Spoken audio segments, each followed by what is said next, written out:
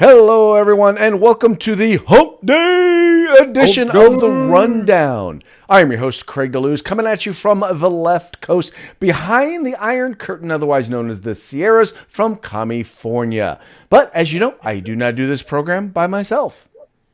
No, I help him with it. My name is Mike Wachowski, and I am on the East Coast. I'm down in Florida. I'm Aaron behind kind of semi-friendly lines at this point.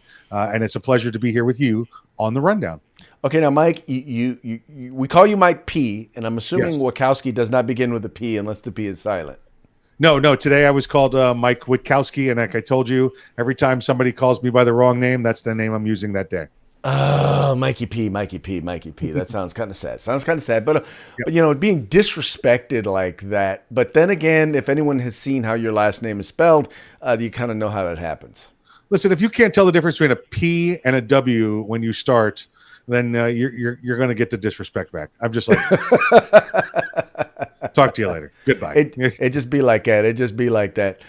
So yeah. Hey, sir. So I know we're under a bit of a time crunch, so we're going to get right into the news today. So you guys are going to have a chance to spin out your comments really quick.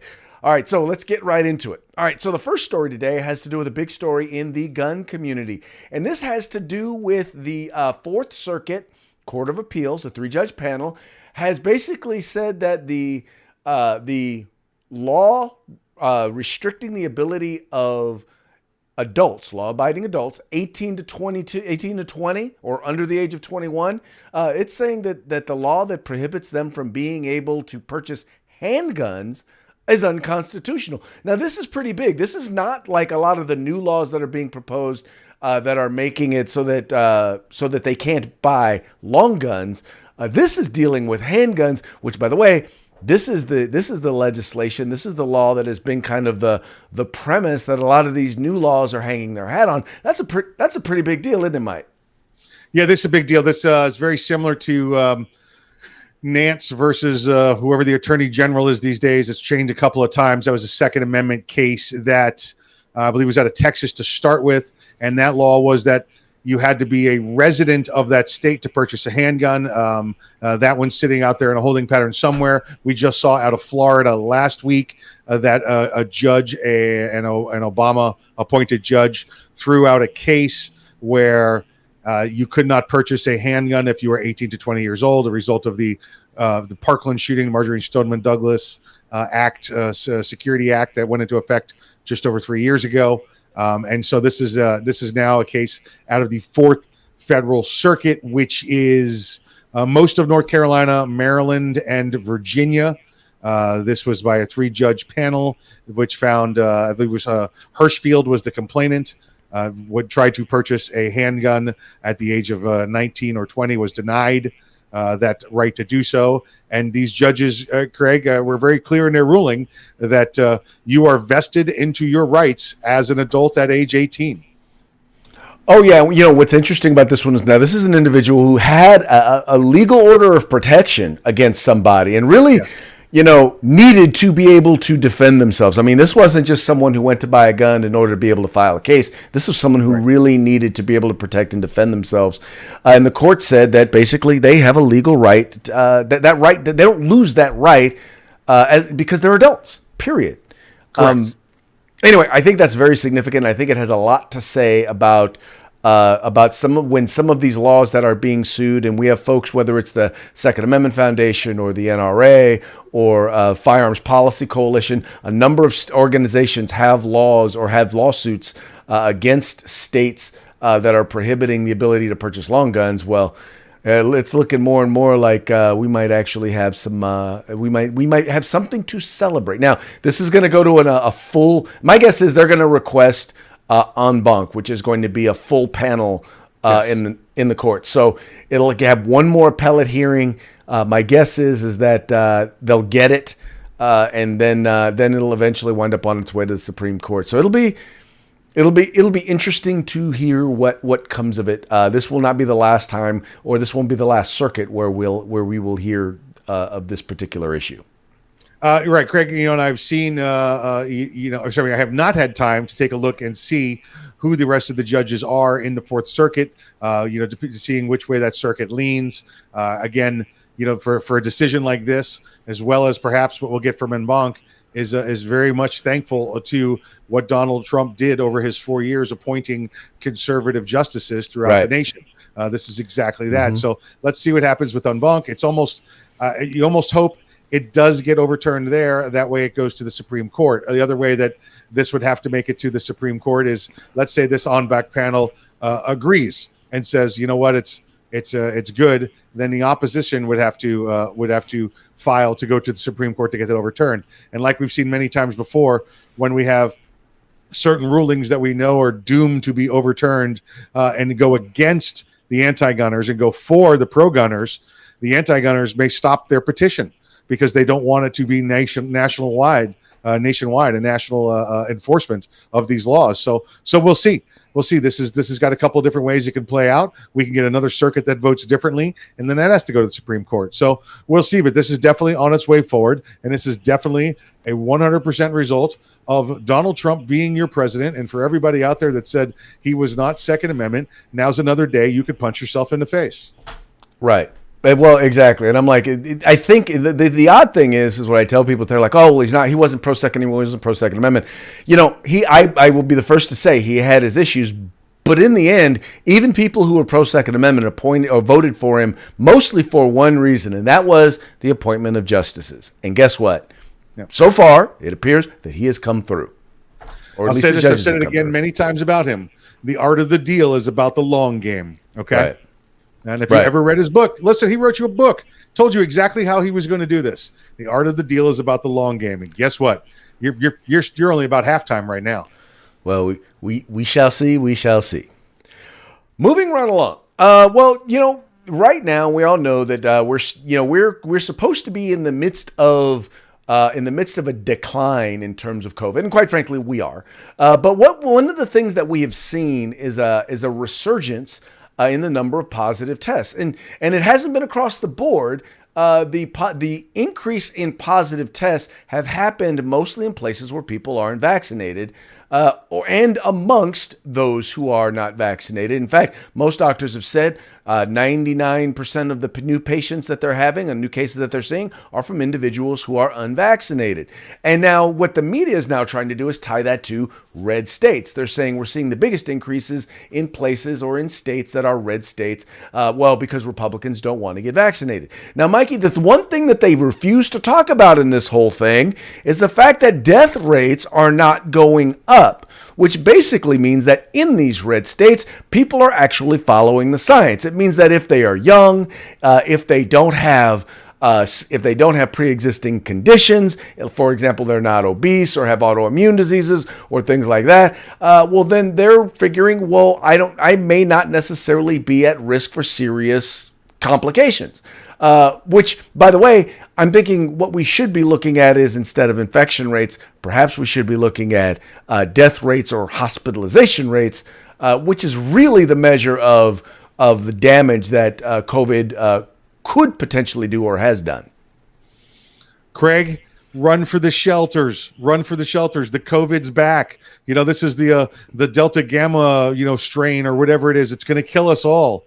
We had enough. Have we had enough with this nonsense? We had enough with Dr. Fakey and everybody else here. This is just another scare tactic. You get your winter flu season that comes through strong. You get your summer flu that comes through weak. This is what you have right now. They're inflating this to make it look and scare everybody. Listen, when we were at our height of people with COVID, that was something like 3.5 million people that were reported. At this point, you're down to about 400,000. Are more people getting the COVID variant this week and last week more than last month? Yeah. Guess what? It's the time of year where more people get the flu. It's what this is. The COVID is a strand of the flu. Maybe it was designed in a lab in China. We know that. But it's moving around like the way it always does. And Craig, the most important fact that you said is that the infections have come up at a couple of places, but no more deaths. Okay? Right. Well, exactly. And here's the thing, folks. Let's just be real. If you are not vaccinated and you have not already gotten COVID, you're going to get it. Okay. The key is that most of you, if you are once again under a certain age, for example, under the age of 60 or under the age of 50, if you're healthy, if you have no pre-existing conditions, if you're not obese or have diabetes or anything like that, if you have no pre-existing conditions, chances are you may not even know that you actually had COVID. The fact is you're going to be just fine. And that's the key here is people are making the decision. And I'll be the first one to tell you, you make a decision based on what's best for you, with the advice of the people who you trust with your health, meaning your doctor. Don't listen to the talking heads. Don't listen to us. Just listen to the people that you already trust to help you make decisions for yourself and your family. Yep, exactly right. You're Craig. There's different. Listen, I'm one of those superhuman immune systems, thanks to much experimentation from the government. It's not all mine, but I've been around plenty with the COVID and fine. But it's been that way for many years. But that's just me. If you think it's right for you, research it. Don't just go out and get some vaccine because you heard it on TV. Do some research, figure out if it's right for you. Like Craig said, get with that family physician that you respect and make your decision from there. Should everybody be out getting this vaccine? Absolutely not. No reason. And I bet more than half the people that got it just because, the vaccine's out. I got to get the vaccine. Yeah, listen. Get your parvo and your distemper while you're out there. Exactamundo. All right. Moving right along. Now, you never know, and one of the things that people could be looking to do out there is they're right now monitoring. We already know that they're monitoring things like social media. They're monitoring Facebook, Twitter, all of those places, and the tech gods are doing whatever they can to censor individuals who are talking about or might be providing quote unquote misinformation on COVID-19. Well, now you have the Biden administration encouraging tech companies, those who, in particular, phone companies or people who provide text services or SMS services, they want them to monitor private texts in order to monitor and affect people's ability to send out what they deem to be false information on COVID via text. They want to get into your private messages. I should do what the Fiora says. Come on. What does this sound like? Now we're going to get into my personal communications. I understand you want to get on social media and play your games, but now you're going to come into my phone conversations, into my text conversations, and tell me what I can and can't say to my friends about the COVID, about the virus. You're ridiculous. This is absolutely crazy, Craig. I saw one example where somebody sent a message, and they've already done a couple of these. They sent a message that said, careful, because Biden's going to send his COVID goons door to door to enforce the vaccine. And it was flagged for false information. You know what they said the false part, Craig? They're not goons. They're vaccine ambassadors. Okay. Wait, Mikey, do you know how they're going to know where to go? They're going to know where to go because they're reading your text messages. Yeah, they're going to start at my door. Exactly right. They know exactly where to go because they're going to read your text messages and they're going to know that you have been getting this information, this false information. Now, keep in mind, who's going to be doing the fact checking? These are the people who got hydroxychloroquine wrong. Yeah. These are the people who got closing of schools wrong. Yeah. These are the people who got whether or not people can get infected outdoors or whether it's passed on.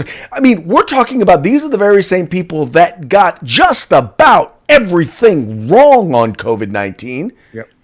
And these are the people that we're supposed to trust as fact checkers? I can guarantee you this, within the next 2 to 3 weeks in Florida, Captain Florida Governor DeSantis will have an executive order banning this activity in the state of Florida because screw you, we're going home. That's why. We're not playing by your game and by your rules anymore. We're taking our bat and going home. I'm just like, well, but Mike, like I said, these are the people who have gotten it all wrong. They got the origin story wrong. Yep. I mean, at every turn they have been wrong on COVID-19, and yet these are the people who are then accusing others of putting out false information. Right. And remember, Craig, you're the Nazi. I am the Nazi. The conservative are the Nazis. Although they're going to now start monitoring and intercepting your personal communications. But you and I are the Nazis, by the way. Craig. Right. Yes. Yeah. We happen to be the Nazis. Yeah. I'm incredulous. I am beside myself with anger and frustration over this crap. Yeah. Hold on. I'm going to send the vaccine police a text right now. Just so they know. Hold on. Vaccines can eat a bag of dicks. And if you're in Seattle, that area at all, take a look up there. Dick's Restaurant has some of the best hamburgers around, and anytime up there, I eat a bag of dicks. So, wait, you've never eaten at Dick's Restaurant up in Pacific Northwest? Some of the best hamburgers around, Craig. I love them. I'm assuming that because it comes in bags that they have takeout. They do have takeout. You could take out a bag of dicks. Yes. Yeah. Oh, that's just the truth. Listen, it is definitely the truth. It is definitely the truth. So. All right. Moving right along. All right. So now, here's the thing, folks, and this is the important thing to understand, is that the Biden administration is not just looking. They're not just looking to read our text messages relating to COVID. In fact, it's a full court press on their political enemies. And to address that, the FBI has put out a warning or put out a request to have individuals monitor their friends, their peers, the folks they know on social media, to keep an eye out for extremists. Now, Mike, when they say keep an eye out for extremists, what do you think they're talking about?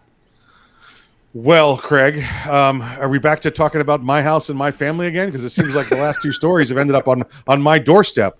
They're talking about extremists, and in fact, the words they used for extremists, Craig, were show signs of mobilization to violence.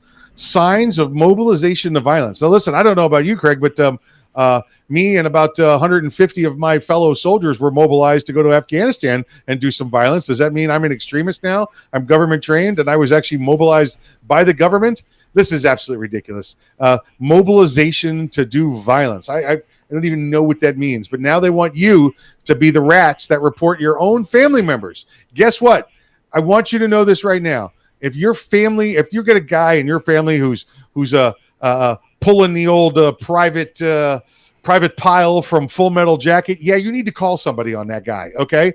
But if you hear your relative or your friend talk about the door-to-door COVID policy, they're going to come and enforce that, and you report them, you're going to be under investigation also, because they're not investigating the one person. They're looking at the whole family, the whole circle, the whole network. So just think long and hard before you do something stupid, okay? Am I wrong? I mean, I don't think I'm wrong. No, Mikey, you are not wrong at all. You are not wrong at all, Mikey. It's, in the end, once again, they're not talking about Black Lives Matter. The extremists who want to undermine and destroy the entire American, the family structure, who wants to tear down organized religion, who want to end our economic system that has made us so great, or tear down our criminal justice system. They're not considered extremists. It's definitely not Antifa, because Antifa does not really exist. It's just an idea that happens to throw rocks and Molotov cocktails at police officers and bricks. They're not considered extremists at all. It's not Democrats who basically undermine the form of government by exiting, or by basically running out on private jets and private charter buses, leaving the state of Texas because they refuse to do the duty that they were sworn to do, and that is represent their constituents. Yeah, none of those are extremists, right? Nobody on the media who flat out lies, puts out lies and misinformation about whether it's COVID or whether it's about elections or whether it's about voter rights or voter policy. None of them are considered extremists. No, it's if you happen to believe that, oh, I don't know, my money is my money and I ought to be able to decide what I do with it. My children are my children and I ought to be able to decide what they learn and where they learn. That my property is my property, that I have a right to defend myself against all enemies, foreign and domestic, up to and including a tyrannical government. We happen to be the extremists. Absolutely, Craig. Absolutely. In fact, Craig, I just sent you an image. If you can pull that one up, while I give you a little closing argument on this one. What we have is you just mentioned in the state of Texas. You kind of alluded to that, and Craig, what we talked about yesterday was the Democrat officials, elected officials in Texas, were going to flee the state so they could not be present to vote for some of the election law that has worked its way through their state there. Well, the Governor Abbott late yesterday, announced that, if you do flee the state, you shall be arrested when you get back for malfeasance and or misfeasance of office. So that's nice to see. A little follow-up from yesterday there, a little bonus news. Hey, before we move into the next story, though, I want to share with you our sponsor of the day is Guerrilla Machining. Guerrilla Machining is going to be tomorrow. They're going to be giving away lower parts kits. This is a lower parts kit for an AR-15, America's rifle. You're going to be getting this lower parts kit to go with it, to go with your project that you're working. You're also going to get a nice, really comfy T-shirt, really soft. It's smooth against the skin. It's amazing. And it's this T-shirt you see right over here behind me. That's the T-shirt you're going to get from our good friends at Guerrilla Machining. And again, that's for Freedback Friday. Freedback Friday, we might be doing a little quiz. We might be taking the best comment, but that will be tomorrow live, Friday at 3 p.m. Eastern time. I understand that's noon on the West Coast. Don't know. Doesn't matter to me. I'm on the East Coast. And we all know East Coast time is the only real time there is. Mikey, thank you for that information, and I also appreciate you for the graphic because it allows me to feel very, very comfortable in telling the FBI to go eat a bag of dicks. This is a real place, folks, Pacific Northwest. So, FCC, you can't find us. I want people to go eat a bag of dicks. That's what I want. Go eat you a bag of dicks. So there you go. So there you go. That's our new one, Craig. For you. Anytime we want to end a comment with how we feel, we can recommend a restaurant for them to eat at. This has got to become a regular part of our. This is going to become a regular. This is going to be here just in case for those of you FBI. This is for you. Thank you, Mikey. I appreciate this. It really helps me, get across how I feel.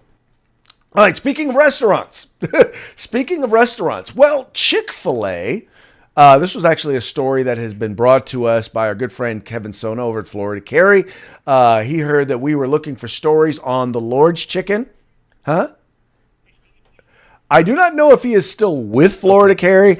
I know that I know him from Florida Carry. So as far as I'm concerned, he's still with Florida Carry. So all that having been said, New York Democrats are basically upset because, well, they say that Chick-fil-A discriminates. Right? They say that they discriminate, and there was a plan to open up a bunch of Chick-fil-A's at rest stops in New York State. And well, they're trying to fight it, basically saying, that Chick-fil-A discriminates. I don't know, Mikey. The Lord's Chicken, man. What you got to say about the Lord's Chicken? Listen, first off, you want to go after the Lord's Chicken, you're going to get the Lord's Chicken warriors to come after you. So we are the Lord's Chicken soldiers. Here's what we got. All right. We know that, prior to 2019, that Chick-fil-A was, first off, they've always been very, very generous in the making the donations, the charitable donations department. So much so they had a large company that gave away or considered where to give their money to, and charities that went to, Craig, were organizations such LGBT hating organizations like, the Salvation Army and the Christian Athletic Association. That's what they were, folks. That's the hate when you hear, oh my God, they donated money to anti-LGBT organizations. No, they didn't. Give money to the Salvation Army and the Christian Athletic Association, which both, by the way, are theological-based organizations, Bible-based, Christian-based organizations. So what they're trying to say is because the Bible says, and I'm not going to get into quoting Bible verses for you about one man shall not lay down next to another. That's some Old Testament stuff. But whoever opposed Chick-fil-A said that means they're anti-LGBT community, which is a load of crap. So in 2019, just to even combat that even further, Chick-fil-A said, well, here's the deal. From now on, we're going to focus all of our donations on education, homelessness, and hunger. And that's what they've done. All of their charitable donations have gone in this country to ending homelessness, hunger, and then towards education. So that's evidently what these three LGBT members of the New York State Assembly, Harry Bronson, Deborah Glick, and Daniel O'Donnell. So you got a friggin' three clueless state assemblymen who are they're years out of touch on things that have gone wrong, believe lies that were told in the first place. So, Craig, I have some advice for them on a location they could eat. Do you happen to have that graphic? As a matter of fact, I do. This graphic is going to get a lot of use. I can tell you right now. Yeah, and as you can see, there's a bag full of them. Yep, there you go. You can go eat a bag of dicks. Now, if you're in the New York State area in the future and you're traveling down the I-90 corridor, we hope you enjoy some Chick-fil-A because it's going to be at those rest areas. Because these three ass clowns have no idea what's going on in their own state, let alone in a Chick-fil-A. So you know what? Now, if they're really going to be fair, I mean, if they really don't want to discriminate, perhaps they need to have some heathen chicken at some of these stops. Yes, they could have heathen. Think about it, Craig. You could have the Lord's chicken. You could have heathen chicken. Right. And then you could have dicks so they could eat a bag of dicks. That would be now that makes a lot of sense. See, now therefore they would not be discriminated. Just put one of each. That's right. At each stop. You got the right side of the road, the left side of the road, and then the stupid side of the road. Yeah, all of the road, I guess. I don't know. Both sides of the road. All right, well, hey, Mikey, this gets us into our parting shot. As you know, we talked a little bit earlier about the president talking about, wanting to send people door to door to find out if you've been vaccinated. And it's even so bad as they actually want to have people distributing the vaccine going door to door. Clearly, Mikey has a particular way he feels about individuals not showing up at his door looking to ask him questions about his COVID vaccination status. And this is Mikey. Me answering the door to COVID witnesses.